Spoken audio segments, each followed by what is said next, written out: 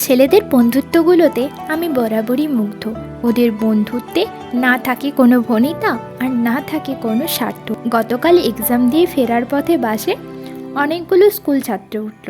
দেখলাম ওরা একজন আরেকজনের ভাড়া দিয়ে দিচ্ছে, একজন আরেকজনের ব্যাগ ক্যারি করছে, একজন আরেকজনকে বলছে তুই যদি রেজাল্ট ভালো না করিস তাহলে কিন্তু ভবিষ্যতে আমার বাসে ড্রাইভার হবি, আরেকজন বলছে তুই পানের দোকানদার হবি। ওদের এই খুনসুটিগুলো দেখে আমার বেশ ভালো লাগছিল। আমি জানি না সামনের কিছু বছর পর ওরা কে কোথায় থাকবে, কার জীবনের মোড় কোন দিকে ঘুরে যাবে। তখন হয়তো এদের মধ্যেই কারো কারো বন্ধুত্ব ভেঙে যাবে, আবার কারোর বন্ধুত্বগুলো অটুট হয়ে থাকবে আজীবন। তবে ওদের এখনকার যে বন্ডিংটা দেখে আমার খুব ভালো লাগলো।